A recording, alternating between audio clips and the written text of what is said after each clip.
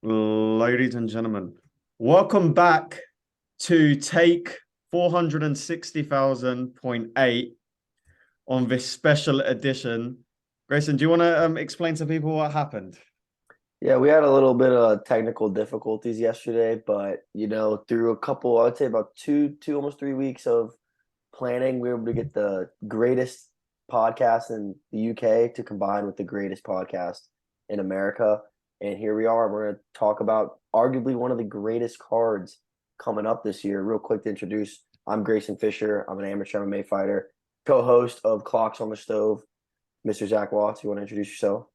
Yep, I'm Zach Watts, obviously a co-host at Clocks on the Stove. I'm an amateur journalist, not a fighter though, but always good to have some fight knowledge on the podcast with Mr. Grayson Fisher. But it's exciting to finally have some international linking up with podcasts. We probably get more work done than the United Nations, so hopefully we're going to keep that trend moving.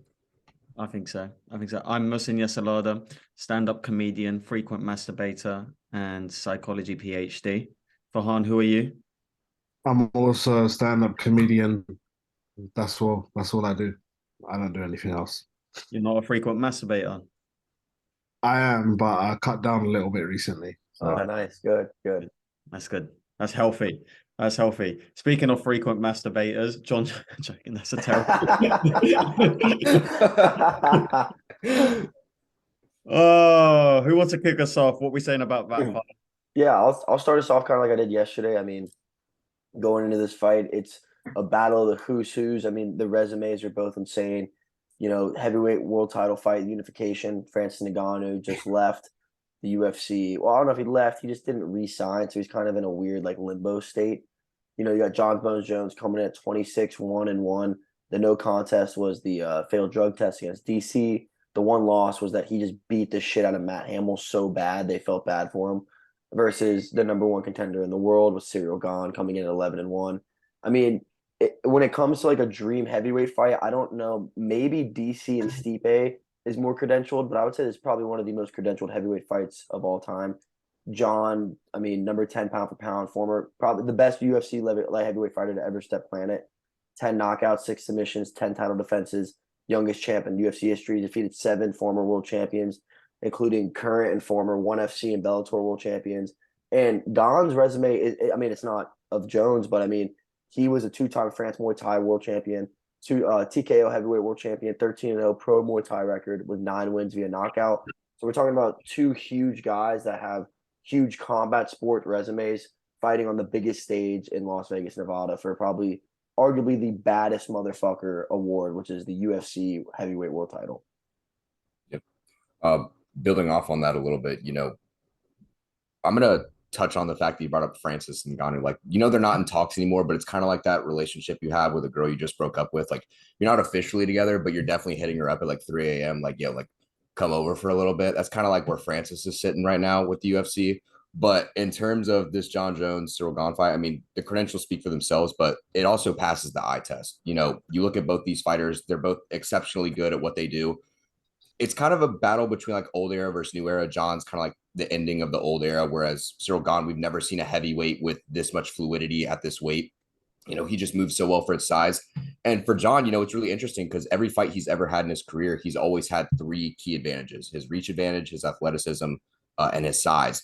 Ciryl probably matches up with him in all 3 of those regards. So I don't really see John having any outstanding advantage coming into this fight other than his extreme wrestling skills. I think that's probably what's going to be the biggest factor in determining who's going to win this matchup. I've been seeing a lot of videos of John lately, which is weird. Building up all the way to the fight, you really didn't hear much from either of these guys in their fight camps other than Gane saying like, oh yeah, I'm just a lazy fat fuck. But I mean, hey man, you do what you do. You kick people's ass. You can kind of train how you want to, but it'd be kind of stupid if you didn't train for John Jones, but we'll see how this plays out. You know what I love about John Jones, right?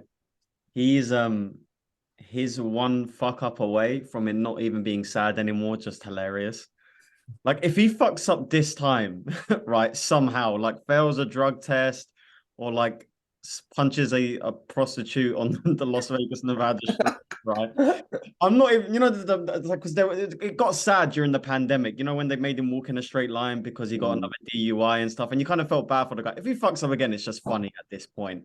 Yeah, it's like there's no more excuses. It's on you. But I've been seeing so many memes that are like the UFC is really testing the waters with John's return fight by throwing it in Las Vegas. What is it about these Maverick special fighters that they just have some sort of personality defect? We've seen it so many times across, combat sports where like sometimes the real special ones are just a little bit crazy. And I think that's what GSP are fine. Say that again. Like Khabib and GSP are okay though, isn't it? Yeah, they're different. They're different. But the rest of them, Tyson Fury is another example. Mike Tyson, John Jones, people like that. And if we get that old John Jones back, that one who against Shogun Rua, who for no reason whatsoever decided he was just going to open with a flying knee because he felt like, or the guy who just crawl up to people because he just thought it was a good idea at one point, or the guy who's got trying to defend a leg lock, turns around and then just hammer fist you in the face, or the guy who headbutted Shogun Rua in the belly. If we get even 50, if we get 60% of that guy, that's how special I think John Jones was. I think he beat Cyril Gane. That's how good John Jones was in my estimation. I don't know what you guys think about that. Maybe I'm over-egging how good he was. I hope it's the same guy as before, like pre-Anthony Smith. If we see like the John Jones that fought Gustafsson the second time, or even before that, if we see that guy show up, and yeah, even like 60% of that guy, I'll take that. But if it's like the guy who showed up against like Dominic Reyes or Thiago Santos, I'm not sure. I'd have to probably go with Cyril Gane then. But because like people say that, oh, his heart wasn't in those ones, that's why he was a bit lackluster. But like your heart's got to be in it if you're fighting Gane, man. Because yeah, he'll probably kickbox his head off if his mind's not there. So hopefully, John. I actually want to piggyback off that point you made. You talk about first of all, before I say anything, I'm really torn on this because I am like dead down the middle of John Jones hater and a John Jones lover. Yeah. I love how fucking amazing he is. And I mean, Ferran, you I don't know about Musa and Zach, but like we watched the rise of John Jones. Like I remember I watched I watched Lyoto Machida take the belt from Rashad Evans, and then I watched Lyoto Machida should have lost the first Shogun fight. They robbed him. Then he got killed in the second one. And then I watched all that happen. I watched the belt go from Rampage to Forrest Griffin to Rashad. Like I grew up watching this. Yeah. So to see it was beautiful. But the issue is I'm a true martial artist at heart. I mean, my favorite fighter of all time is George St. Pierre. I mean, I even have his autobiography right here. And when it comes to being the GOAT, I think part of it too comes with martial arts is how do you act outside of the cage? You never heard issues with George St. Pierre. You never heard issues with Khabib.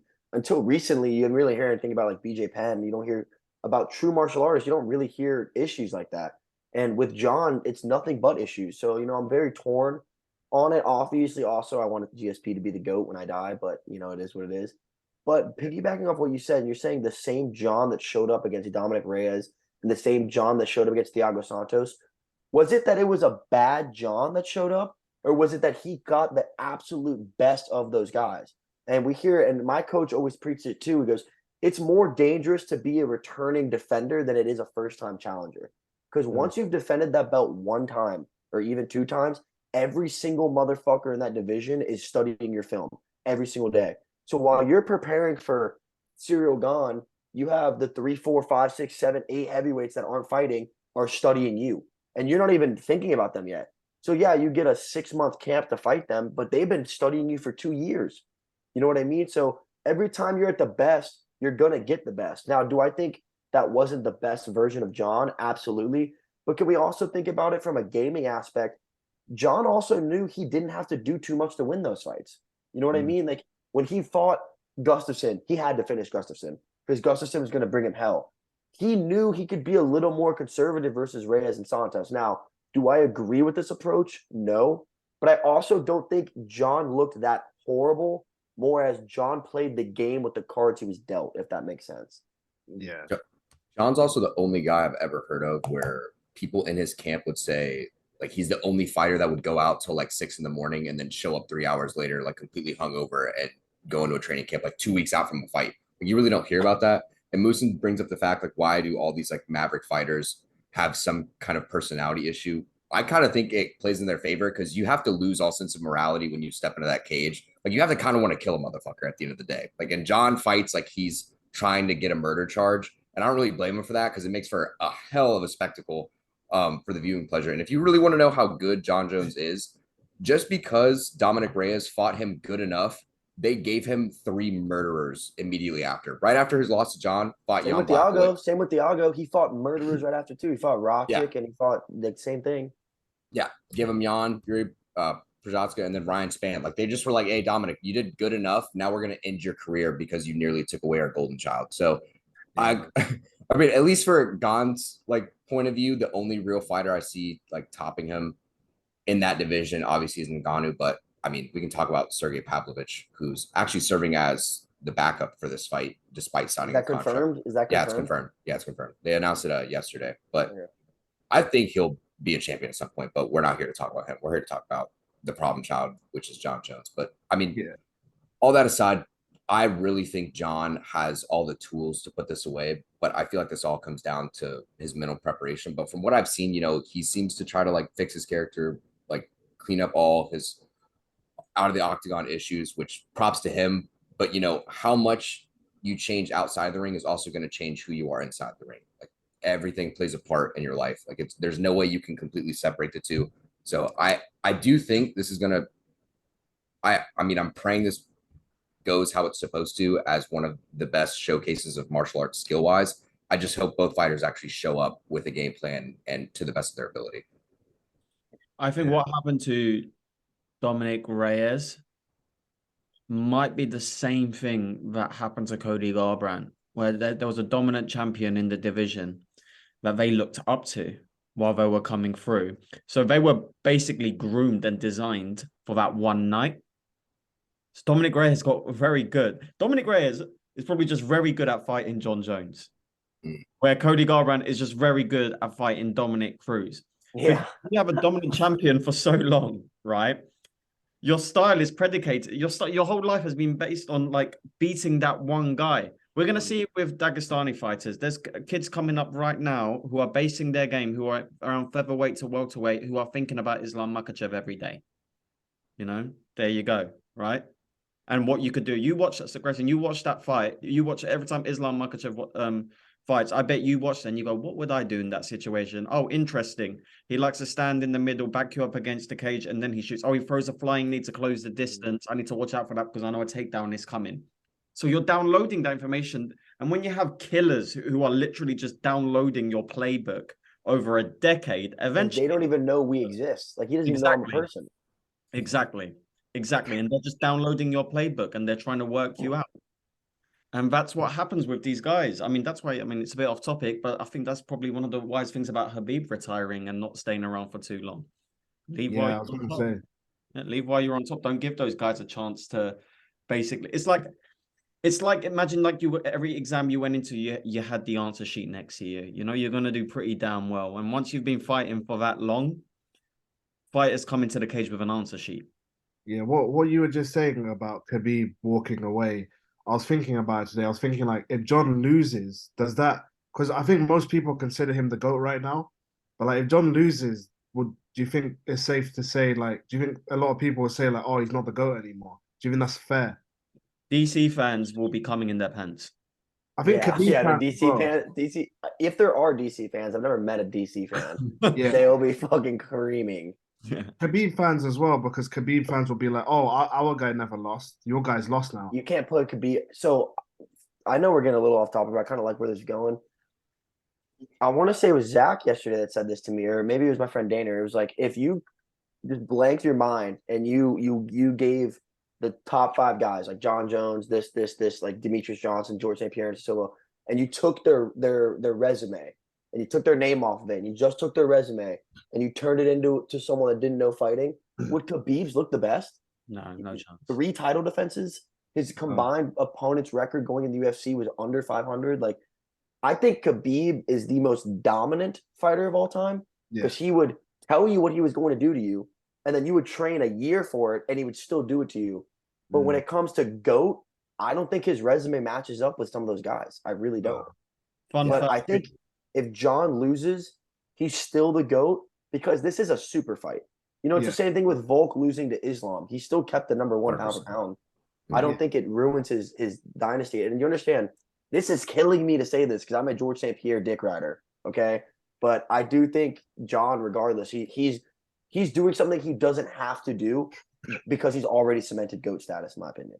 Yeah, it's true. Not everyone's double champ quest is built equally, So some people have had a harder journey to double champ status.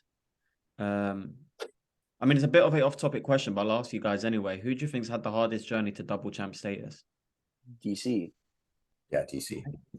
Well, You had to fight Stipe, bro. You had to fight the best heavyweight of all time. yeah, but the first belt, like to get the belt out, he didn't. I think actually McGregor. Jones. No, get out of here. Eddie Alvarez was a joke, dude. Get out of but here. Jose Aldo was Jose Aldo was a good one. Yeah, but then the thing is, I agree. But Jose and Stipe, I feel like, are pretty up there, and then they're opposites. They're 2-1 sucked.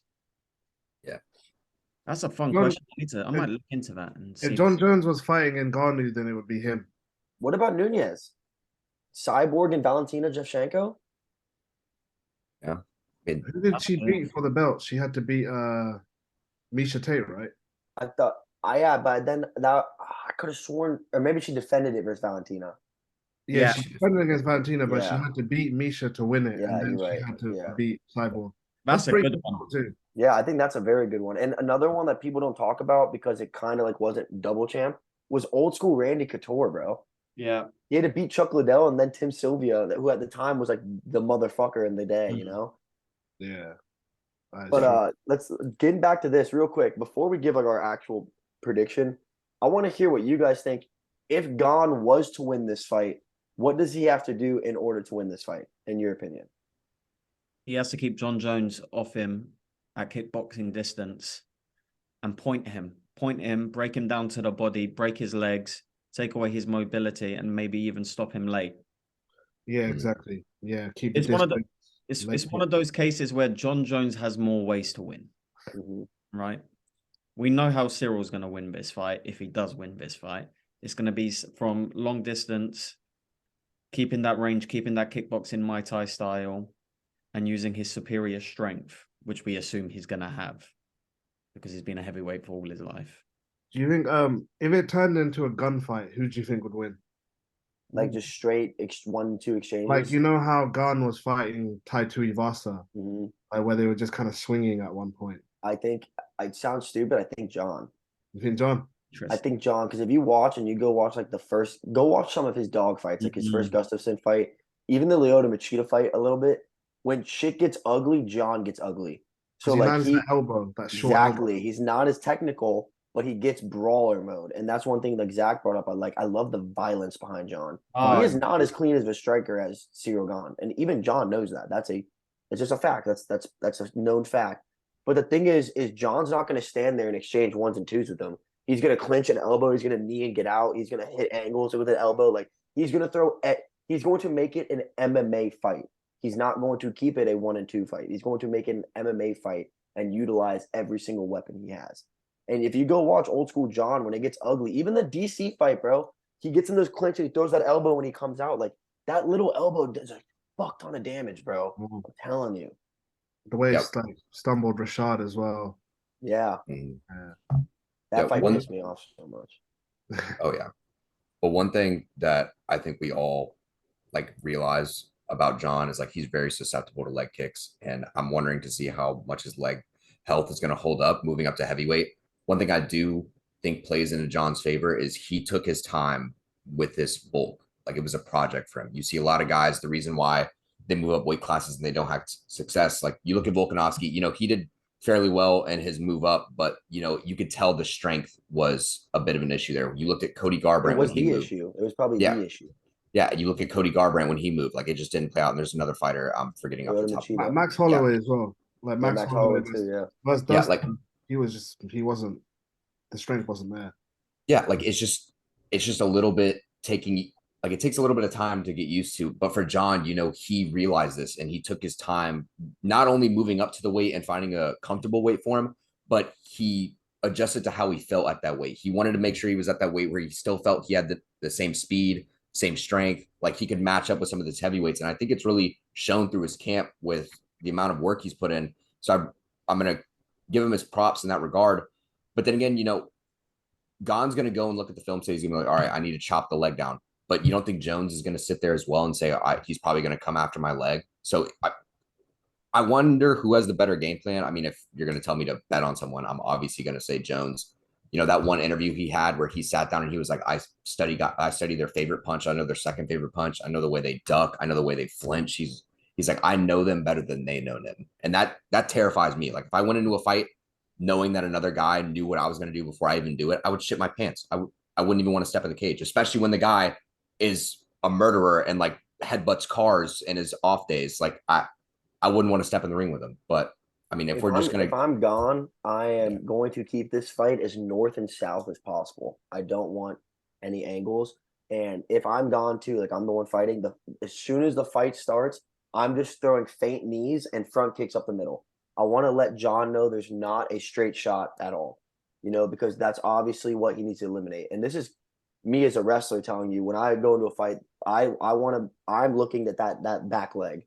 If that back leg is coming up the middle a lot and it's fast and that knee's fast, that's where I'm wary. So if I'm Gane, like I said, I'm keeping the fight in front of me the whole time, and I'm showing John that straight path to a takedown's not there.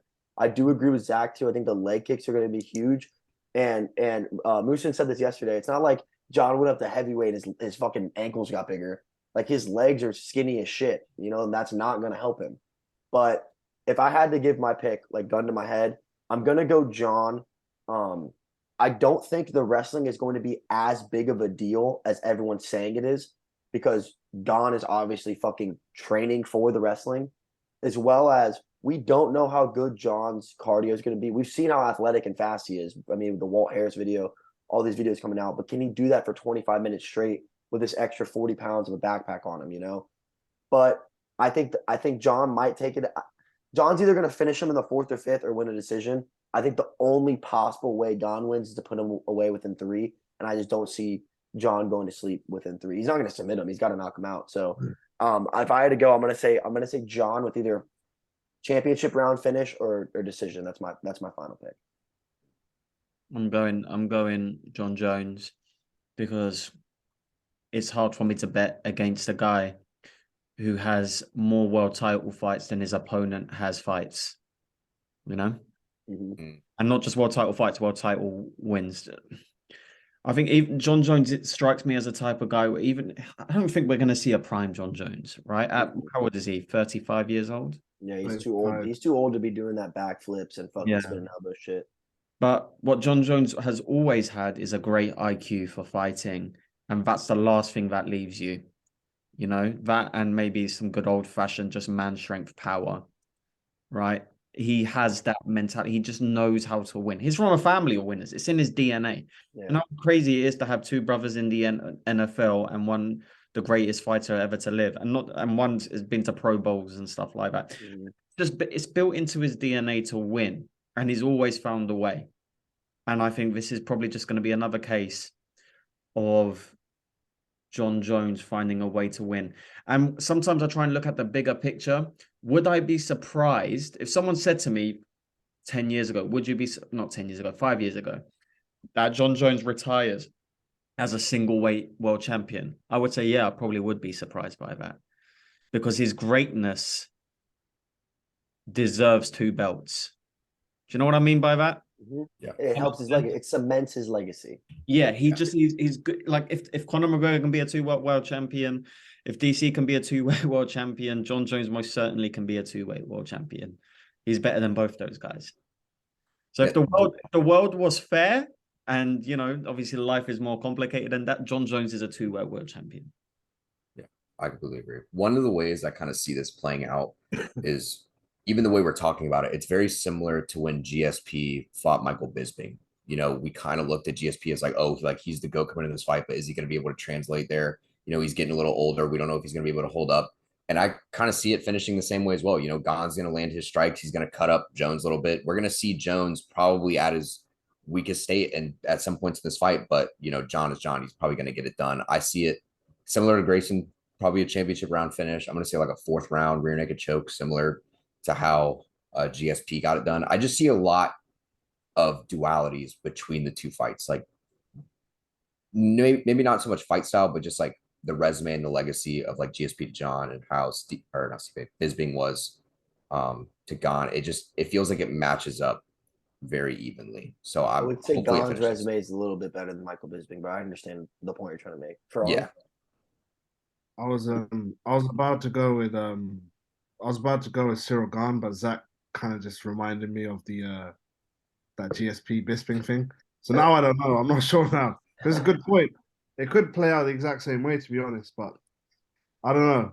I think, do you know what? I'm going to stick with it. I'm going to go with Cyril Gane. I think John Jones taking off too much time. I don't know what he's going to look like. I'll play it safe and go with Gane, man. Let's go. Probably by decision. Oh, yeah, you think he could beat John 5 rounds? Dude. No, I think he might win like 3 of them, and then it might be a 3-2 fight. I think it'll be a close fight. One thing I will admit that backs you on this, that will help you, is I do believe in the Dominic Reyes and the Thiago Santos fight. John got that extra nod for a win because you have to beat the champ, and he's not the champ right now. So I think the judging might be a little more 500. It might be, yeah. And also, I don't want to predict John getting finished. I just can't do that. Soul won't allow me to do that. So yeah, I know going by decision sounds wild, but we'll see. Fahan, that's interesting from you because you normally root for the bad guy. Yes. And Cyril Gane is definitely not the bad guy. Yeah, can we all agree though that him saying he doesn't train in between camps is complete bullshit? Oh, bullshit. Wait, I am level so quickly without training your ass off. I want John Jones to win, don't get me wrong. I want him to win. I'm rooting for John, but I don't see it. I believe in ring rust to an extent, yeah. I think it's a thing, man. I think it is a thing. You do see it's 1,000,000% a thing. And I know Dominic Cruz says it's not. It's definitely a fucking thing, bro. Like 100%. If you don't use it, you lose it, and that's a big saying. The only other thing I will say in support of John is my social media has been fucking flooded with John Jones memories right now. And one, he's brought in some hammers at heavyweight with like Castro and Walt Harris, and there's another one I'm not remembering off the top of my head, that he's training with. Just straight killers. And I sent Zach this thing about with Henry Cejudo last night. I can't remember the point I was trying to make with it, but basically just like John being open to like the hard training, understanding, everything. And he says like, I'm surrounding myself with other great fighters. And when you surround yourself with great fighters, great things happen. So it's going to be interesting. I do think the power of Gane is going to scare him a little. I think when John eats that first punch, he's going to be like, well, this ain't like heavyweight anymore, Don't you think those guys he's brought in, they're not the correct body type though? You're not going to find the compatible sparring partner for Cyril. Yeah, there's one Cyril Gane, dude. Yeah. There's one Cyril Gane, but I feel like he could have brought in like a 6'4" guy somewhere. I think his mindset was more of getting strong dudes to get his wrestling right. I think that was more what his mindset was, because their striking is not as good as Gane, but I would say Walt Harris is stronger than Gane. Like he's more of a muscular build and like wrestler strength than Gane, in my opinion, at least. Yeah. One of the things I want to, sorry to cut you off, Musim, but one of the things I wanted to build off on when we brought up, fighters saying like, I don't really train. I think to like the average viewer, they get misconstrued with this like point of view. Look, everyone knows that these fighters go into camps and they train towards their strengths. Like they're going in and training to the best of their ability that they know how to. When I see fighters say like Ryan Spann the last time he fought, or even Gane now coming out and saying like, oh, I'm finally starting to take this seriously. I'm starting to train. When they say that, all that tells me is they never studied their opponents as much. They only focused on their strength. So yeah, I guess now looking back through John Jones tape is going to help you a little, but this isn't even the same John you're going to be looking at. So if you game plan for a light heavyweight John, that may only hurt you in the long run, because he's going to come out with a completely different tool set, because he's garnish his whole heavyweight career on bringing you down. So you pretty much have to start from scratch. You might as well not even said, I'm still not training for this fight, because regardless, nothing you study is probably going to like match up the same. Obviously, he's going to have his favorite strikes and combinations that he's probably going to fall back on when the going gets tough, when that kind of fatigue sets in, that kind of flow state that Alon Cruz always talks to us about back when we trained. But I mean, I don't know, man. I don't understand why fighters feel the need to come out and say that, because it's not like it impresses anyone. Like, oh, talent got you that far. It only makes me think like, oh, you're just going to get dog walked like against an actual quality fighter. But I think the last thing I wanted to state, real quick, is from that the thing I was talking about Henry Cejudo. Henry Cejudo says in the YouTube, whatever the fuck it is, he says the thing about John that makes him so scary is not only of how great a fighter he is, he's an even better competitor. And I think that is very true. I think even if he's not a better striker than Ciryl Gane, he's a better competitor, and he's going to make it more of his style of fight. You know, and that's what John does so well. Is he submitted Lyoto Machida, who had way better jiu-jitsu than him. He's knocked out guys who had way better striking than him. So I think that's going to really be an issue. On the other end, something I forgot we haven't even brought up, Alexander Gustafsson never got dropped other than Anthony Johnson and John Jones at light heavyweight. And then he got killed when he ate punches at heavyweight. So that might be something to think about too with John coming up. Interesting. Yeah, I think both of these guys are complicated puzzles to fight against, but I think John Jones is more likely to crack Ciryl Gane's puzzle before Ciryl Gane cracks John Jones's puzzle. And I think what you might end up seeing is a boring couple of rounds, because both these guys like to get a read of their opponent. So you might see a stand. Me and Fahan were saying this yesterday. Yeah. You might end up seeing a Texas stand where they're just kind of staring at each other, like you are Romero, Israel. Like, maybe not as bad, but there is a risk of this fight being very boring. Yeah. To your point about Gustafsson getting killed at heavyweight, he lost to Fabricio, right? I can't remember how that fight went exactly, but I just remember him getting submitted. Did he get like rocked by punches as well? I believe in both of his heavyweight fights, he got dropped in the first round. Or did he have 2 fights at heavyweight? Yeah, he had 2. He did one, shit the bed, retired, and then came back and then got murked again. What a guy. What a bad return from retirement. Imagine like thinking you still got some left in the tank, and then the guy you get up against just beats the shit out of you. You're like, all right, maybe. Gustafsson, Gus's like mentality was definitely not as good as John Jones, and also that he was getting finished by like everyone in the last few. Well, I was talking more of the aspect of his chin going up to the power. Yeah, fair enough.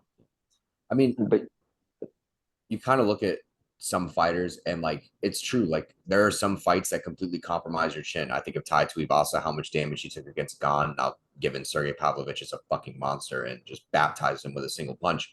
But you'd think like he'd be able to take 1 or 2. I look at Tony Ferguson. Tony Ferguson got murdered by Justin Gaethje. That was one of the hardest watches I've ever had to sit through. And then goes up against Michael Chandler, one swift head kick nearly sent him to the afterlife. Okay, that head kick would have killed anybody, though. Okay, but for Tony, like you really just see Tony kind of being the guy to just like, dude, he took bombs from Gaethje that I thought no man on earth would be able to walk through. So when he fought Chandler, I was like, oh shit, like he's about to be a human punching bag for a round and a half, and then he's gonna like submit Chandler. Now, given Chandler did do some Captain Falcon type kick right there to send that man, but regardless, I think there are some fights in your career similar to Gustafsson who like his chin just got compromised after a couple fights. Like it's just like the more you go on, journeyman or not, like you only have a certain amount of bullets in the tank or in the mag. Like you can't be taking that much damage to start your career. It's going to come up and bite you in the ass. So, you know, I don't think this is going to be an implication in our main event fight. I don't think either of these guys have that issue. But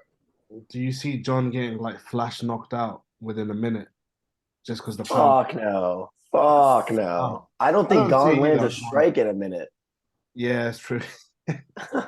Not one 3 leg kicks and then one thing I see Gane doing very well is that kind of like front kick right under the gut on heavyweights that he lands a lot. Yeah, that T kick. Oh my god, he's one of the best I've ever seen on it. I definitely see him getting a couple of those off on John, to kind of irritate him, because John's gonna be looking for the leg kick right away. So that kick up the middle is probably gonna land more often than not, because he's like, all right, at least it's hit me in the gut, not in the leg. obviously over time it's gonna be like, all right, that kind of fucking hurts now. Like kick up the middle also threatens the wrestling. You're not going to shoot Yeah. if a fucking foot's coming at your face. Yeah, exactly. So I see that playing a huge part in Gane's game plan. But then again, kickboxers are fucking weird, man. They do a lot of weird shit. You just Hey, but we're talking about John being the GOAT. Let's move on to our co-main event where we have, in my opinion, arguably a female GOAT and, in my opinion, a top 10 fighter of both men and women of all time in Valentina Shevchenko. She's defending her flyweight world title, coming in at 23-3 from Kyrgyzstan, if I pronounced that incorrectly, I'm sorry. And she's defending it. Kyrgyzstan? Kyrgyzstan. Yeah, I don't know. It's one of those like almost Russian countries. And she's fighting Alexa Grasso, who's 15-3 from Mexico. Before we can obviously talk about Shevchenko's resume all day. Grasso's low-key a UFC vet. I never even really heard of this girl, but I mean, she's been in the UFC since 2016, and she's 7-3 in the UFC and was a 4-0 champ in Invicta. And for those of you that don't know Invicta, it's an all-women's fight league, and I would compare it to like the WEC back in the day. Like it's very fucking solid. I've had two teammates that fought in Invicta. They're both badass girls. 3 of her 4 knockouts ended in 36 seconds or less. And her first 3 pro fights lasted a combined 63 seconds. So, I mean, this girl's got a resume. Yeah. I just don't see anyone that's last name isn't Nunez ever beating Shevchenko, in my opinion. Yeah. Probably not going to happen either. The way I kind of view this, now, for Shevchenko, this is probably going to be her hardest matchup striking-wise. Grasso is probably one of the best boxers in this flyweight division. She has amazing hands. We've seen it from how many finishes she has and how quick she's able to put fighters away. But Valentina is kind of a different breed in terms of just an overall fighter. I mean, she can win fights by any means necessary. I know we've kind of fallen in love with her kind of ballerina-esque, like kickboxing style, but she can take it to the ground if she needs to. I just don't see Grasso really standing a chance overall. I mean, in the odds prove out. I mean, she's plus 460 and Valentina's minus 610. So obviously, if you're throwing money on this fight, don't throw a lot on Grasso, man, because shit may not work out for you. But I mean, like you said, the resume speaks for itself in Valentina's sense. But I will bring up something that happened yesterday on the MMA Hour. Chael Sonnen went live and he was pissed as fuck at Valentina. Like, he was just mad. And he was talking about how, like, Valentina complained about how she demanded to have a co-main event, and that originally, like, she was pissed off that other fighters were on the card despite her being a champion, and with her resume she should be up there herself. And then Chael came out and said, you're a terrible marketer. Like, you never market yourself. Like, no wonder no one wants to put you up there. It's the same reason why Neal hasn't been getting a title shot yet. You're not good at marketing yourself. Like, I get your fighting, like, from a fighting standpoint, that should be able to market itself, but dude, if you're not out there getting fans interested in you, you can be the best fighter in the world. I know a crackhead street boxer that Zach, could probably put up. I might be a little against you on this one, brother. I might be a tiny bit. I you have to agree. She market doesn't like yourself. shit talk and stuff, but she murders everyone. But she has no marketability. Beneil's winning some boring fights. Like, she's Russian, so she has that whole, well, whatever. I'm sorry that that's racist, but she's like basically Russian. Okay. And then she's a ballerina, so she gets all that fucking story behind her. She has a goddamn handgun tattooed behind her because she's going to fucking shoot you and kill you. And she kills everyone. She doesn't need to market. When you watch her, somebody's going to die. Bro, your 2 marketing points where she has a tattoo and she's a ballerina. Because she's a savage, but she also has a soft side. Oh my. Okay, did you market her like that? You go Sounds out there. Like, sounds like Valentina's your ex, man. I don't know what's going on. I would let Valentina beat the shit out of me. I'm not gonna lie. Her and Thug Rose, I would let them beat the shit out of me. I think if you're not gonna talk, you better have a country behind you. I think that's the problem with Valentina, because GSP didn't really talk. Really, I mean, I was not impressed with your performance, but he had the whole behind him, right? Who else is a good example? Islam is a bit confusing. Like, I love all the Muslims, yeah. I'm not just about to say, and I hope I never meet Islam Makhachev, but he strikes me as a slow reader. Do you know what I mean? Just not very bright. And that kid in class that takes 2 hours to read a sentence, yeah. So. The kid in class where everyone's like moans when the teacher calls him to read their bit of the book, like, let me do it for him. Oh man, we can't make fun of Johnny though, because he will beat the shit out of us. Yeah. I saw what you were talking about, Zach, the Chael on an aerial show. Mm. I think Chael was just being a dick. I can't lie. I just it was a good point, but he was being overly a dick. Like he was making fun of Ariel Studio and saying it's a basement, and he's going really like WWE like style on it, like talking about Valentina. By the way, him saying I pushed more juice than Tropicana was the funniest line I've ever heard my entire life. And then he goes and says, I pushed more juice than Tropicana, and John moved me like a Mack truck. So And that he's like, goes to oh yeah, he's like, oh, yeah. you got the same. We had the same guy or whatever. We had the same stuff. We have the same Yeah. secret. But going back to this, I just can't see one the thing that made me a huge Valentina fan, like the fight, was when she fought Andrea, because the whole going into that fight was Valentina has to stop the takedowns. She has to keep it on the feet. She has to keep it on the feet. Like if Valentina gets taken down, that's where Andrea's ground and pound's going to come in. And you know what Valentina did? She went out there and she took Andrea down and beat the shit out of her. She literally was like, I'm going to find what you are absolutely best at in your game, and I'm going to beat you that way. And to me as a fighter, that is the most disrespectful shit in the entire fucking world, is when you know you have a strength and the person you're fighting, like that's supposed to be their weakness, and they beat you at your own strength. That's when I fell in love with Valentina. I would love for her to win this fight, and then her and Nunez dance again at 35. I think it'd be awesome. I don't see many ways for Grasso to win. I think she has to sleep her. I think everything she's going to bring to the table, Valentina's seen before. And there's one thing I want to explain to you guys that is you understand it a lot more when you're a competitor. There's two ways you go into a fight. You go into a fight to win, and you go into a fight to survive. And when you go into survive, you don't win. And I think Grasso, and that's a big issue with when you fight people like John, Valentina, George St. Pierre, Khabib. People don't go in there and fight to win, they fight to survive. And if you fight to survive, you're not going to win. So I think the only way Grasso can win is if she fights to win. And I know it sounds stupid, and you might not get what I'm saying, but like it's a very fucking real thing. You either fight to win or you fight to survive. And when you fight to survive, it usually doesn't go your way. Yeah, if you look at all of like Valentina's last few like competitors, the only one that really brought it was Talia Santos. The rest were kind of just there to just survive. She arguably won that fight. Yeah, she arguably won. Yeah, I think we should make a bigger point about that. Like, do you guys follow Verdict MMA? I see them when they pop up every now and then. So they do they do like the judging with like all the MMA stuff, right? They do crowd judging. So yeah. the idea is if you have a big enough sample size, then you'll probably get the right answer, right? And then rather than doing a 10-8 must system, it's a variable score for each round, right? Which seems like a better system, but unless you're the UFC and you have a huge budget, it's not really practical for smaller organizations to use it, right? However, I think on Verdict, Talia won. And when I watched that, was it close or was it like 8-10 her? I can't remember. I'll have to pull it up. If you guys talk about it and what you think about that, I'll pull up the verdict for Talia Santos. I don't remember this fight. I know that sounds really bad on my part. I really don't remember that fight though. Was it recent? Oh, it was her last fight. It was at UFC 275 June 2022. It was Valentina's last fight. She won split decision. Oh, I didn't watch it. I didn't watch I didn't watch this card between. No, I did watch this card. I did watch this card. Okay. Oh my God, I remember this fight. I do remember this fight. Yep. So according to Verdict MMA, Valentina Shevchenko had this fight. a 0.2 higher score than Santos, right? However, also according to Verdict MMA, Talia Santos won the first 3 rounds. Yeah, that's because of wrestling, correct? What didn't she come out and take her down off the bat, and then she like kind of manhandled her with wrestling? Yeah, I remember this fight very well. I remember this fight very well. Yeah, I thought that. I forgot about it.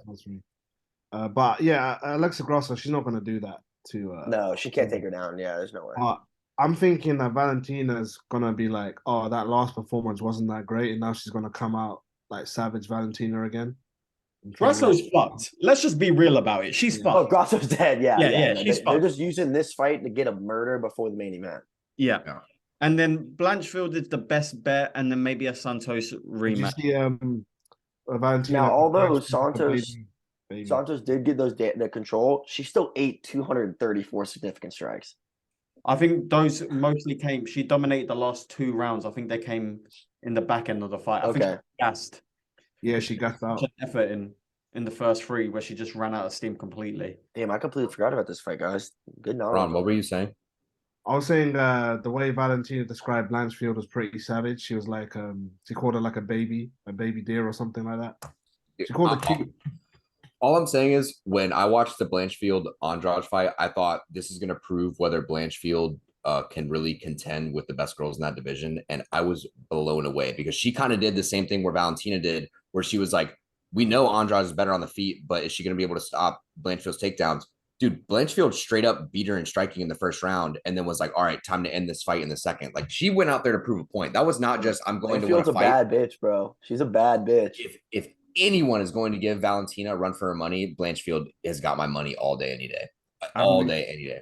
I don't think she's bad enough yet, though. Oh, yeah, no, exactly. But I think she also knows that. I think she knows she needs like another win or two and start tightening up her game. The thing is, though, is when she fought, I didn't really know Blanchfield, and then she fought Molly Meatball, and then she landed, I think it was 300-0 or something like that in significant like strikes. A minute and a half. Yeah, and I was like, holy fucking shit. And obviously, like Molly Meatball's not on Valentina's level, but she's still a UFC fighter. And to just manhandle a woman like that. And then, like Zach said, she goes out there and just dismantles Andrea. It was like, this girl's fucking legit. Now, I agree, Moosin. She's not there yet. No. But it's a good light at the end of the tunnel for her. The problem is she's already like number 1 or 2. Mm-hmm. So she's got nowhere to go. She has to keep going up. So she has to fight Santos next or probably Santos. So I kind of see it in the same situation what they did with Sean O'Malley, where like they should have taken a little more time, but then they immediately threw him to Peter Yan. And yeah, sure, he got the win or whatever, but now it's kind of like, well, if you want to sustain his hype, you can't let him fight Merab. You can't let him fight Alja. You can't let him fight anyone else other than another striker who he can contend with. Because if you let him fight a wrestler, I mean, even Yan was taking him down pretty easily. If you let him fight a wrestler or even a jiu-jitsu grappler, like it's going to get ugly for him, in my opinion, at least. So I don't know how they're going to keep his hype going. I mean, best case scenario, what I wanted, we talked about it before. I think Aljo moves up a division to clear the way for Merab to win the title. But what Dana does is he has a rematch between Cheeto and Sean for the interim title. That's kind of how I see it. I know we got Aljo fighting Cejudo. Yeah, yes, but I think it's his last. It'll be his last one. Yeah, really? His last one. Okay. He can't. I met him. He'll beat Cejudo. No. I don't think so. But I met Aljo in April. I trained with him. I was in Vegas and I trained at Syndicate MMA. They had who's the fucking gay guy that Patty beat? What's his name? Jordan Leavitt. I trained with, he's not actually gay, but like I trained with him. I trained with Aljo, and I'm a 45er. I walk around like 175, and Aljo was way bigger than me. And I remember being like, how the fuck does this guy make 30? I could never make 35. I would die. I die making 45. You know, I cut 30 pounds. And he was bigger than me. And I was like, holy fuck. I can't even imagine how awful that cut is for him. So I understand why he wants to move up. Yeah. I mean, as you age too, like your body just can't make that weight cut anymore. I mean, even recently we've been seeing issues with weight cuts with fighters. You look at Islam having this whole IV scandal, which by the way, I think got pushed under the rug way too quickly, but I'm sure other fighters are doing that shit as well. Like, see, Chael was talking about it. He was like, I know if he did it or not, but he didn't say. But then he was calling the woman a piece of shit for even mentioning it. So, dude, his own fucking manager tweeted and was like, "Oh, well, you're allowed to do this," and everyone's like, "No, you're not." And then he deleted the tweet. He's like, "Oh shit, fuck." The UFC, the UFC essentially admitted that it happened because they released a clarification on their rules for IVs. Mm-hmm. If there was no story, there would be no clarification, in my opinion. 100%. What's interesting is Chael said that people use IVs to flush out the PEDs. Oh shit! Well, the way I was looking at it is, you know, when it comes to combat sports like wrestling, kickboxing, MMA, anything in that regard, they want to eliminate weight cut. That's like the whole thing. Like they want to get rid of weight cutting, and in my opinion, you're never going to get rid of it because even in ONE FC with the hydration test, what guys are doing is they're cutting weight, and then right before the hydration test, they're killing a gallon of water so their pee is clear and healthy, and then they just cut that weight again real quick. You're never going to get rid of weight cuts, in my opinion. As much as it's bad, but and you're not forcing anyone to. Like, they're choosing to do it. You know, they're grown-ups. But when it comes to wanting to get rid of weight cut, you implement how hard you are on them. You know, the UFC started doing 2 weeks out. They started testing your hydration and levels and stuff now. But then you're gonna allow IV, which basically instantly replenishes you of your hydration. So if I know I can get an IV and I know, I can instantly rehydrate, I might start thinking about going to 35. Because yes, I'm going to feel like death, but my recovery is going to be so much faster. You know, so you're, in my opinion, kind of pushing a little bit more for a harder weight cut if you let IV slide. Yeah. Not only that, one of the things that I thought was a bigger issue is it wasn't just that the UFC clarified. The commission that they were in, which was in Australia, doesn't allow for any IVs anyway. Like, it was a no IV policy at all. And the fact that they clarified it, which pretty much admitted he did it, it didn't matter because the commission straight up said, like, we don't allow that here. Like, we don't support that. We're not allowing that. And he did it anyway. And they're just like, nope, no issue. Like, you know what his punishment was? They kept him at number 2. Oh, you used an IV. Yeah, here. We're going to keep you at number 2. So, I mean, regardless, I think it was stupid to begin with. The fact that his manager kind of threw him under the rug was complete bullshit. But I mean, that's usual Ali shit right there, though, dude. Yeah, dude, fuck that guy. Jesus Christ. But let's move on to this next fight. You know, you want to talk about up and coming fighters. You want to talk about guys that deserve some recognition. Shavkhat Rakhmonov versus Jeff Neal. Shavkhat, by the way, straight murderer. Straight murderer. This dude scares me. I would have nightmares about this man. The photo he has, like, in like the Russian mountains with like his sniper, and he's just standing there and he's like, yeah, in my he's like, when I'm not fighting, I'm killing. He's like, so I just kill all the time. I'm like, okay, dude, like you were built in a lab. Like, that's plain and simple. There's nothing else around it. This is one of those fights similar to the Shevchenko where he's gonna win via whatever fucking way he wants to. It plain and simple. Jeff Neal, great striker. I respect Jeff Neal. Shavkhat can do whatever he wants in this fight. I'm sorry. That's just kind of how I see it. Grayson, you seem to have an issue with that. Yo, listen, I think Shavkhat is going to win. I think he is better than Khamzat. And yeah, you know what? Fuck me if you think against me. I think it goes back to what Zach said. He's not very marketable. He's a very nice guy. He doesn't shit talk, blah, blah. But I'm so fucking tired of the Jeff Neal hate. I'm so fucking tired of it. This dude has taken every fucking hard fight they have given him, and he's never backed down. I mean, dude, he's fought Bilal, Nico Price, Mike Perry, Wonderboy, Neil Magny, fucking Pozina Bibi, or whatever the hell you say his name, Vicente Luque. Like, this dude is not back down, and they have thrown every single guy in the top 15 to fight Shavkhat, and they all backed down. And Jeff Neal was like, I'm hurt right now. Give me an extra 4 weeks, and I got it. And they took it. You know, I'm fucking so tired of this Jeff Neal hate. On top of that, Jeff Neal fights out of Fortis MMA in Texas, which, by the way, fun fact, Darren Williams, the former NBA player, is a co-owner of. And they won 2022 MMA Gym of the Year by MMA Junkie. So you don't think they know a thing or two about a thing or two? Do I think Jeff Neal is going to win? No. But Jeff Neal, and you heard it here first, ladies and gentlemen, Jeff Neal does not get finished in this fight. It's a bad time to fight Jeff Neal because he beat the shit out of Vicente Luque, right? And the commentary team were saying that before the Vicente Luque fight, Jeff Neal decided to go on some Jorge Masvidal style reevaluation of life kind of trip, which is why he was so determined. And we know how that went last time someone decided to reevaluate their life. Imagine this is the start of another Jorge Masvidal story. I'm not saying it's going to be. I think Shavkhat Rakhmonov is going to sit on him and do what he wants eventually. However, it is a bad time to fight Jeff Neal. Jeff Neal's a very good fighter. I just think these guys, anyone whose name ends with "ov," you know, You're fucked. it's not good for you. Because okay. Did you guys ever see the film Spy Kids? Yeah. Yes. I think Khabib, Khamzat, Shavkhat, I'm pretty sure these guys are in some like Eastern European version of that, like growing up. Genuinely, imagine that comes out in 10 years, that all this time, all these kids were part of like some Eastern European child army, right? And that explains why they're so stone cold. I mean, you couldn't knock out a thumb person.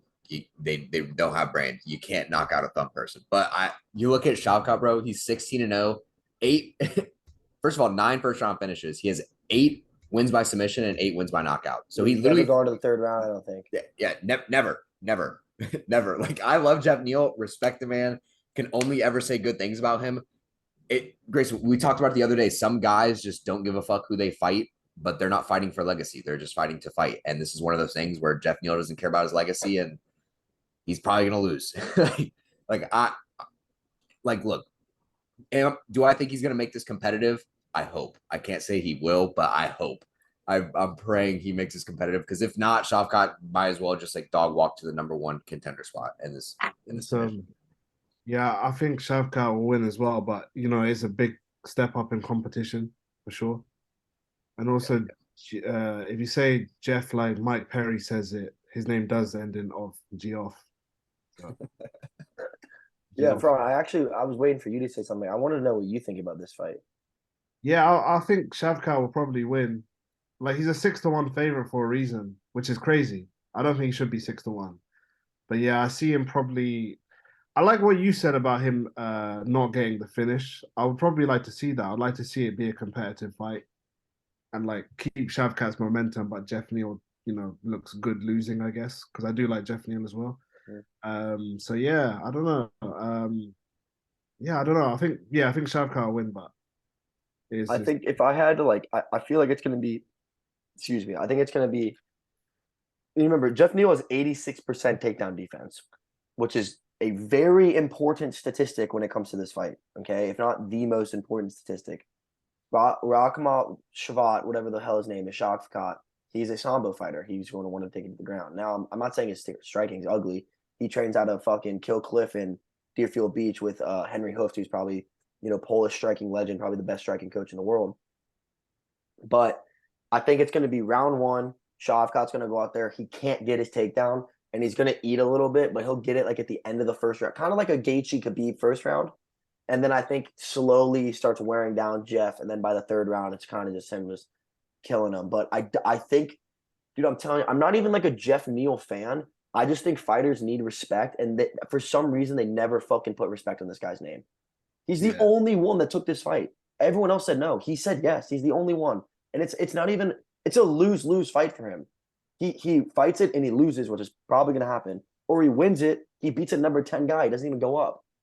So you got to give credit where credit's due. These guys letting his fucking nuts hang. And props to him for that, bro. I hope he wins. I'm always cheering for the United States guys, but I just don't see it. I don't think he gets finished, though. I really don't think so. Yeah. I got nothing more to say. I mean, moving on to our next fight. This is actually one of the fights I called. Yeah. Yeah, I called this happening. Gamrot, Turner. Gamrot opening up as a -215 favorite. Turner +185. Turner, 10th ranked fighter right now in the lightweight division. Gamrot at number 7. Look, I love Gamrot. His last fight was beautiful. Technically, unfortunately, he just had an unfortunate loss. I think is Turner coming off a loss as well? No, Turner's a 5-fight win streak. He just killed fucking guys, not Drew Dober. Riddell. Yeah, he just beat Brad Riddell. Yeah. Yeah. So that was back in July. Gamrot, he fought amazingly against Neal. Neal, obviously title contender, so not a bad person to lose to. Shows that you can probably hang with anyone in that division. But Turner's got some fucking hands, man. That dude can throw some bombs. So, dude, also Turner is 6'3" at 155 pounds. I don't know if you guys understand how ridiculous that is. What the fuck? Dude, I'm 5'10", and he's literally a spider. I think this fight, to me, on this whole card, is my favorite fight outside of the John Jones fight. This fight is fucking awesome, dude. So awesome. Yeah, I mean, fight of the night. I'm known as a Jalen Turner hater, so I'm picking Gamrot.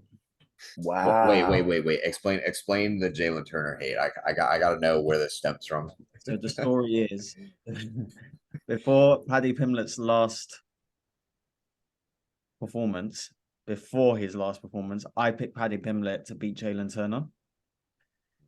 And, okay, so you're giving me that look, right? Right. And here's my argument towards it, right?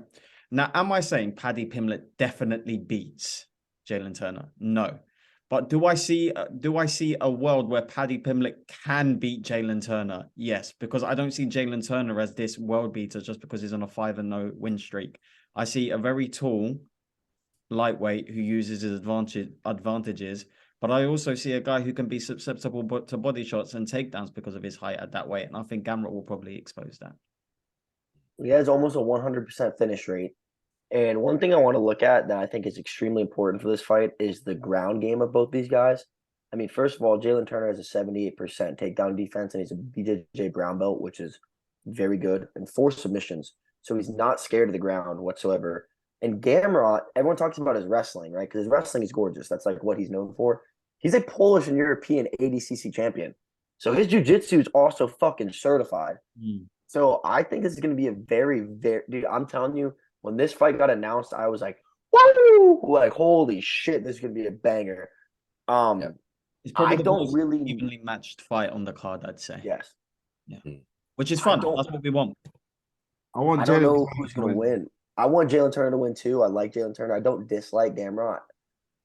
But I think, you know, the age, Jalen Turner's like, 27? Gamrot's 31, I think.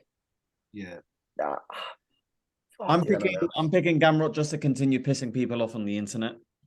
Now, Gamrot's the favorite. I'm picking Gamrot too, but I want Jalen to win because Jalen is just more exciting to me. Because I haven't really seen a guy that lanky and tall at 155 before, and I want to see how he does.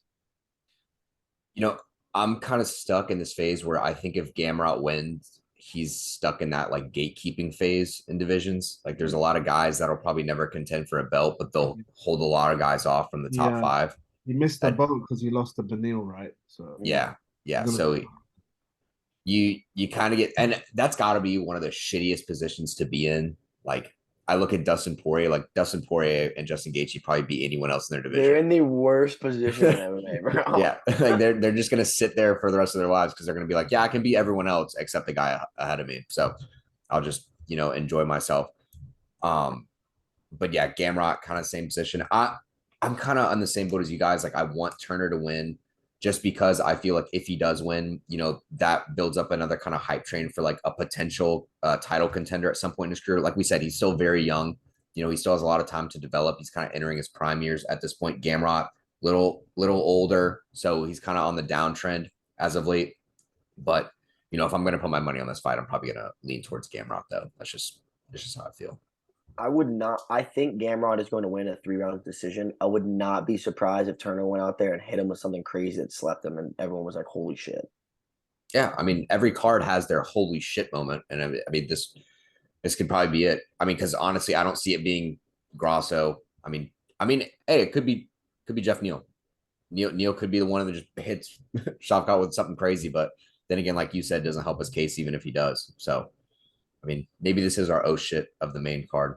But there's one more fight on the main card we have yet to talk about. I could give 2 fucks about. Yeah, let me just put it this way. You want to talk about getting ass cans your whole career? That's what Bo Nickal's going to be like. This man probably is never going to be challenged until he's probably at a number 5 contender spot or like a number 10 spot. I just think he's kind of in the same position as like Rosas Jr., where Dana's like, oh my God, I need to milk the shit out of this cow since Paddy Pimblett's hype train took a major blow in his last quote unquote win. So yeah, they haven't even announced the odds for this fight. And I'm pretty sure it's because there isn't even a quantifiable number that you can put on how easily Bo Nickal is going to dismantle Jamie Pickett. Now, no offense to Jamie Pickett. You are in the UFC. You're a great fighter. You are just going to have to be the sacrificial lamb for Bo Nickal. That's just how it is. Everyone has to be the sacrificial lamb at some point, and you're that guy this time around. So sorry for you. Wishing nothing but the best. Hopefully this gets you some money. What are y'all's thoughts on Bo Nickal so far? I think it would be really fun if we found out he had no chin. How fun would that be? Because we know he's going to out wrestle people, but it could be like an Amir Khan kind of style situation in boxing. We're like, this guy's amazing until he just gets hit. That would be fun if that was Bo Nickal, What if Jamie Pickett's like Jared Gordon? We never saw it. No, dude. When it comes to wrestling, there's levels to this shit, and Bo Nickal's world class. There's no one there. I would go out on a limb and say he's the most credentialed wrestler in MMA right now. That's how good his wrestling. Like there's MMA wrestling and then there's regular wrestling, and he is probably the most credentialed wrestler in MMA on pure wrestling. What's his we don't know much about him in the UK yet. What's his personality like? Is he good on the He's mic? so that's what I Dick. was gonna say. I Dickhead. fucking hate him. I am Yeah. a very big Bo Complete. Nickel hater. Complete dickhead. He's a douchebag. He's super cocky. Like I have buddies that wrestle like on the same level as him, like very high level. They all hate him. He's just like a fucking. He's just the kid that's been better than everyone since he was 9. And instead of being like very grateful and thankful, he's just like, "Fuck you, I'm better than you." He Oh, is seemed it? okay on Food Truck Diaries with Brendan. Yeah, I but can't everyone stand can it. seem okay when the cameras are on. Like I'm an asshole, but when the cameras are on, I'm a nice guy, you know? So Do you guys like Brendan Sharp? I'm 50-50 on him. 50-50 on him. Yeah. I I mean, love Brendan because he's a it- comedian, so that's why I like him. But yeah, I feel like every friend group has their Brendan Schaub, like just the airhead that you kind of have to like explain shit to, or like says something outlandish that you're like, dude, just shut the fuck up. Like, yeah, that might be me. uh, What I'm worried about. I keep saying it to Farhan. I'm worried I'm becoming the UK's Brendan Schaub, and I just yeah, don't. you are 100%. Ugh. What does Kamaru Usman think of John Jones or Cyril Gane? What's Kamaru Usman's take? I like John. John's a good fighter. Depends if he can go to that place, that dark place that you gotta go in fights. John, for the first 5 years of his career, he didn't even train for those fights. So imagine him now. The way I look at it is if I was John, I'll do some cocaine. You just got to put campfire voice and you're doing Kamaru Usman. You have to talk really slow and just Yeah. Have a little crazy look in your eyes. Does Khamzat Chimaev have an opinion or? Doesn't matter, brother. I smash everybody, brother. I smash my guys, brother. Who's this John Jones guy's brother? This crazy guy drags his car into pregnant women, brother. Get to shit with this, brother. Cyril Gane, brother. He eats baguettes and dances the hip hop, brother. What is this, brother? oh God, I will say, the one thing that the whole Russian bloodline does better than any other country, they learn English before they learn how to fight. It seems like they know that like if they can't speak English, they're probably not going to be like sold very well in the US, and that's where all the money's made for the UFC. Well, the English speaking world is arrogant because the Very. rest of the world works so hard to learn new languages, but English speaking countries, we don't give a fuck because we just. Yo, Number one. I know we're running short on time, so I mean, we obviously went through all the big fights. I think we all agree Bo Nickel's gonna butt fuck Jamie Pickett. Keeping on the Khamzat train, there's rumors of Khamzat versus Colby. There's also rumors of Khamzat versus Whitaker. I personally think Khamzat versus Whitaker is more realistic. I want to know what y'all think about those matchups and how you think they would go down. I think Khamzat versus Colby in a 3-round fight, I'd pick Khamzat. If it's a 5-round, I'd pick Colby. Same. I'm listening. Yeah, I completely agree with that too. Yeah. I've learned to love Kobe Covington. I love that he comes out to Kurt Angle. I love that it's so obviously an act now. And I love that he still doesn't waver from it.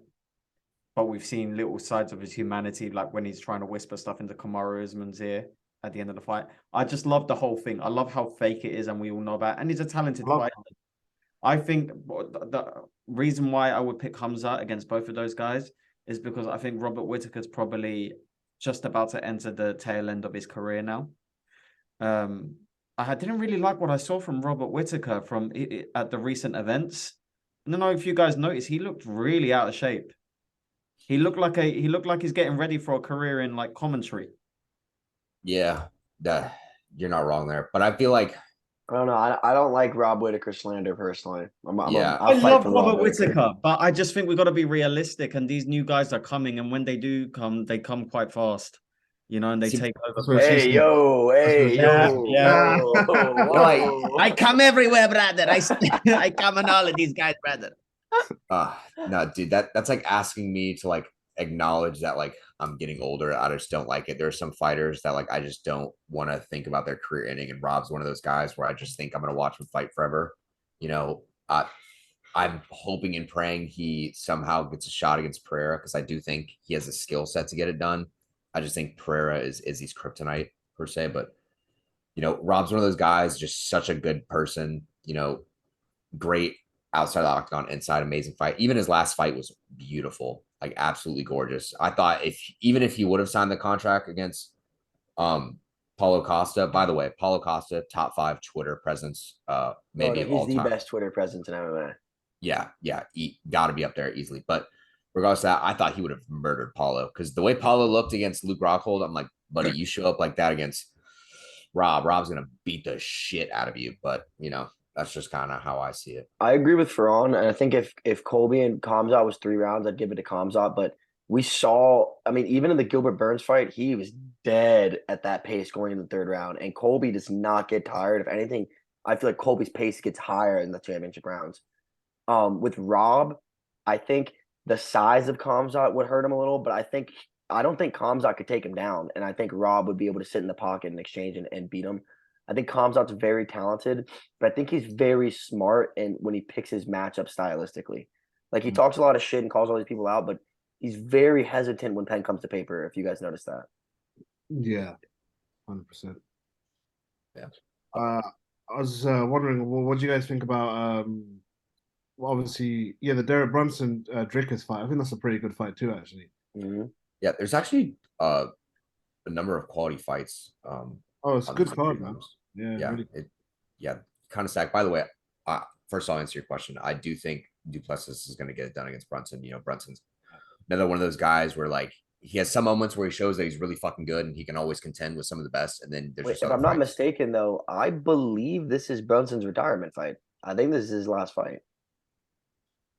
Well, then he's definitely losing because Dana loves to just absolutely get his retirees murdered. I don't know what it is either. It's like, any guy that like announces their retirement before the fight immediately. It's a bad sign. Frankie didn't deserve that. Not at all. You got murdered, dude. They're just like you want to like. It's so funny too because like they have all these commemorative videos. They're like, oh man, like here's how great his career was, and for the last fight of his career, you're gonna watch him get beaten to a pulp and never ever walk the same again, or may never have the same great. Like they give Junior Dos Santos Cyril Gane as his goodbye fight. Like what the fuck? Yeah, I see Derek Brunson just like kind of getting caught, probably panic wrestling, and then either getting knocked out or getting submitted, probably by a choke or something. Dreykus is 33-0 with 30 knockouts in his amateur K1 kickboxing career. He's got like 18 submissions as well in the pro. Yeah, fuck that guy. I don't He is. Who did he lose to? Someone beat him. That's why he dropped low. Let me check this. I'm looking through it right now. If that guy became a world champion in whatever division he becomes a world champion in, if he does, I'm never watching that division until he loses. I hate that guy so much. He just rubs me. Yeah, he just, you know what he reminds me of? I don't know if you guys watched WWE growing up, right? Oh yeah, I was a big WWE kid. You know when they'd bring in like a generic guy from like the development squad to just get fucking run over and they haven't got like a character yet. That's what the place looks like. Yeah. Like dry, boring. It's like when you're like creating a player on NBA 2K or FIFA and they just like it's the default look. Yeah. The Joe random, as they say. But yeah, unfortunately, if it is his retirement fight, I'm gonna have to throw some money on Duplessis because we just have a streak going. Honestly, I have a lot of fights that I'm probably gonna be betting on this card because I feel like there's a lot of I say guarantees, like look, everyone has a fighter's chance. It's just how the combat You gotta give works. Brunson his respect though, dude. Dude's fought Chris Lieben, Yoel Romero, Ed Herman, Uriah Hall, Rob Whitaker, Anderson Silva, Lyoto Machida, Jacare, Izzy, Kevin Holland, Darren Till, and Jared Cannonier. Buddy, put that on the jumbotron while he walks out, just so he can get murdered before it. It really doesn't matter, dude. It's the same shit every time. Like they hype him all up. They're like, great career. Dead. He lost most of those as well. Yeah, but he still fought him, dude, and that's what matters. Been in the UFC since 2012, bro. Honestly, you guys are so right about these UFC end of career setups. Yeah, we're gonna do a tribute for you. Have your kids in the front row. It's like a sick joke for you end. Like Frankie Edgar, they gave him fucking what was that kid's name? Shit. They gave him that young stud who Frankie Edgar comes out, everyone's clapping for him, he kisses his kids, and then gets fucking slept in the first round. That's on Frankie though, bringing the kids out.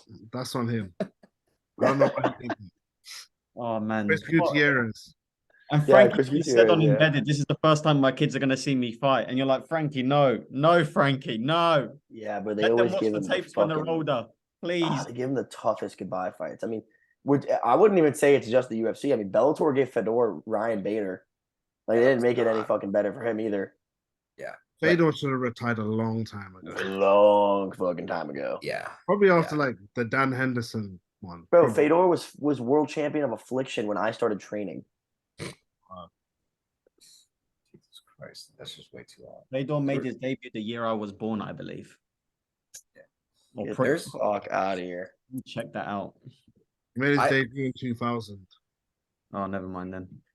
I'll say this: I've never been a fan of like watching fighters' kids watch their fights, and I think what cemented that for me was I'm pretty sure y'all have seen the video of like Yoel when he lost and he's walking back to the cage, or he's like walking out of the octagon with his kid, and his kid's like asking him like, "Oh, you're bleeding," and all this stuff, and like Yoel's like trying to like tell his kid after he just got like brutally beaten that he's like, "Oh, it's okay, like like God loves us," all this stuff, and I'm just like, dude, your kid had to watch you get manhandled. Like, Okay, but have you seen the second half of that video? I mean, have you seen the second half of that video? They're it's not behind coming up. stage, and Rob Whitaker walks up to Yoel's kids and hugs them and says, "Your daddy's a warrior. Like, it sucks we have to beat each other up, but we're friends. It's all good." At least you're There's not. two sides to every story, brother.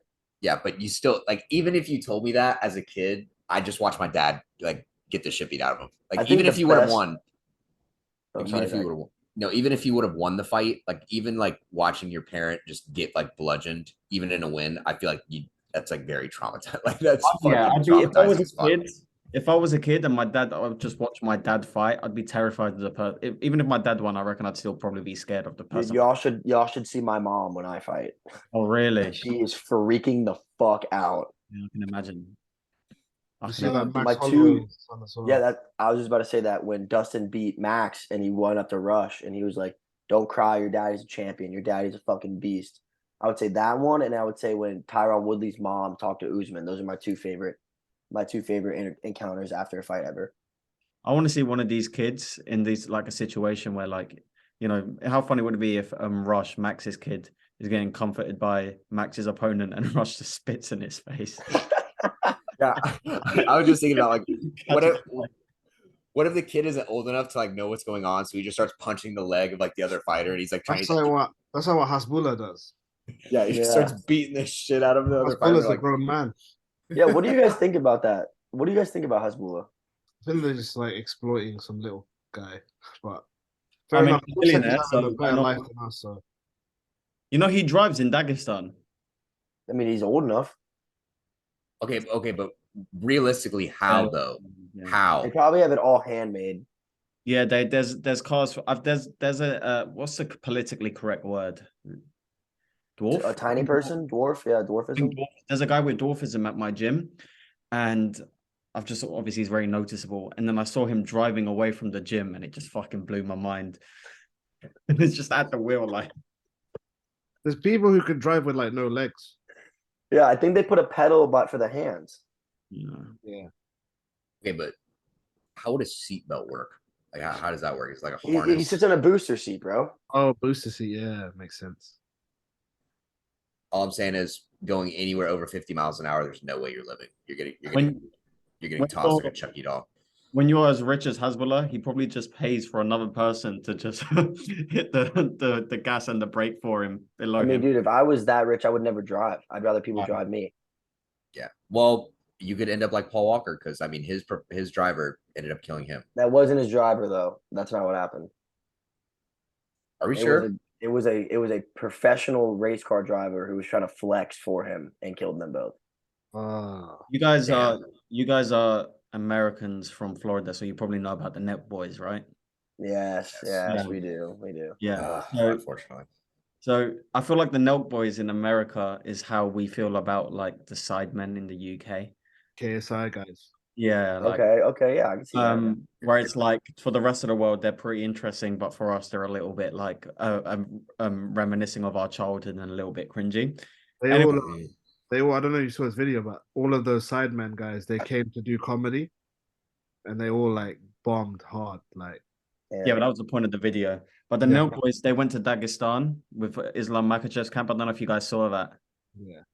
I It was don't quite follow the Nelk boys. Yeah, we try to avoid him at all costs. Yeah. it was quite interesting because they lived with Islam Makhachev's camp for a few days, which is incredible access, and they hung out with Hasbulla, and Hasbulla's just driving and slapping people in the car while he's driving. And See, getting that's where I have a weird opinion on Hasbulla. Like, I get he's cute and funny, and like that's why everyone's like blowing him up and doing this shit. But at the same time, he's a grown man. Like, I wouldn't just be letting a grown man slap me around. You know, like I feel very 50-50 on it. Like what I do you do? understand. You kick him? Like, what do you do? I mean, no, I just fucking grab him and move him because he's this big. But I'm just Looks saying, like his punches hurt as well. it's just like I understand the like, oh, he's so cute and like funny aspect, but at the same time, it's like if I was him, I would want to be treated like an adult. I wouldn't want to be treated like a toy. I see what you mean. Yeah. The other one, Abdu Rozik, he's He's the like one that they were super- supposed to fight, right? Yeah, that guy is super famous in like India because Mhm. they like made him some big Bollywood star or something. In Hasbulla's defense, I guess, apparently he's very selective about who he lets pick him up. So you have to be a good friend of his for him to let you do that, which is okay. I get that. I Yeah, cannot believe we're talking about this right now. that's yeah. No, I think we're done with the fight. But it's also like at the same time, like that's almost patronizing to say as well, because it's almost how you talk about a puppy. Like, Yeah. pet him. Yo, my dog will bite you if it doesn't like you when you try to Yeah. pick it up.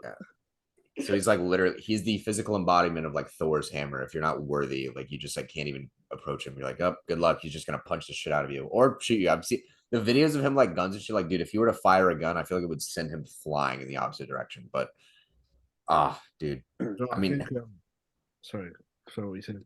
no, I was just gonna say, I mean, he's extremely marketable. I'll say that. Like whatever gets the UFC clicks and views, like that, they'll probably keep him on as long as people find some form of entertainment from him. I mean, I hate to say that to like just use someone as a form of entertainment, but it's no different than watching a guy just get his ass beat for our entertainment. Yeah, I think we missed out Cody Garbrant. Do you guys have any thoughts? It's hard for me to talk Cody. about Cody, man. My heart loves him, but I mean, they're just giving him a bum. They're giving him a guy who's 13-9, who's fucking 0-3 in his last fight. It's like they're just praying to God Cody doesn't lose. Yeah, I hope Cody wins, but I'm kind of my heart can't take it anymore either. I know. I love Cody so much, dude. And Like, then he's just dude, Cody is just so two sides of the same coin. Like it's insane. Like it's not a skill. It's not a skill thing. His skill is phenomenal. Yeah. Like if you were to clone Cody, excuse me, if you were to clone Cody and have him fight himself, I feel like he would brutally murder himself. I feel like it wouldn't even be close. And that might sound like really confusing, but like if you think about it, if you fought yourself, you would think it'd be somewhat competitive and you'd be matched up literally the same. But Cody's mindset separates him in fights so easily. It's whatever Cody shows up that's mentally prepared, sticks to the game plan, knows what he's going to do going into it, or he's just going in there as a shit talker and is going to try to brawl his way out of it. And the worst part is if he goes into it from a brawler standpoint, like, yeah, your hands are good enough, but if someone has a better game plan than you, they're going to find the chink in your armor. And which is his chin. Yeah, which is his chin. And hey, as a striker, if your chin is your weakness, it's probably not the best thing to leave exposed. What I don't understand is his bot. Look, we all know how fucking good his boxing is, but he's a very legitimate wrestler. He's a 2-time Ohio State high school wrestling state champion. He was a college All-American. If I knew my chin was as bad as his, I would wrestle more. And he doesn't. I don't get it. What I don't get is like, obviously he went on a bad run, but then the guy versus Samsao, he looked amazing. And then he went back to the guy who kept losing. So hopefully we get the good Cody. That's all I'll say. I would be so happy if I got a Cody first round knockout. Oh my God. I'd be so happy. But I mean, I think that covers all the fights through this card. I'm pretty satisfied with what we Only other thing I gotta say is opening prelim, Ian Gary, shout him out. He's supposed to be the next Conor McGregor. I got a couple buddies that train with him, say he's a super cool guy, and he has a very good looking bird. So good for him, man. Dude's winning. Yeah. We may have to drop our top 5 best birds in the UFC. We could do that. Yeah, best UFC birds. I like Tracy Cortez, but I think Brian broke up with her, so Yeah. Yeah. Well, I mean, my childhood dream was Misha Tate. I mean, not a fighter, but Megan O'Leary will forever hold a special place. In my Except heart. Joseph Benavidez could literally destroy you. He can't eat a 45 caliber bullet. So at the end of the day, I think I may win. But hey guys, it was a pleasure and an honor to do this. Hopefully we can do this again for another big card. I'm so Yeah. stoked and happy we were able to make this fruition and come true. Absolutely. Yeah, man. It's so much fun. We should Definitely do this it, more yeah. often. Hell yeah. I'm always down. Okay. Always got this. Thank you for listening, everyone. And if you've got to the end of this, make sure you subscribe to both of our channels and show us lots of love across the Untitled Body, ponds. Clocks on the Stove. Yes. Beautiful Oh, yeah. stuff. All right. Thank you for listening, guys. Take care. Peace.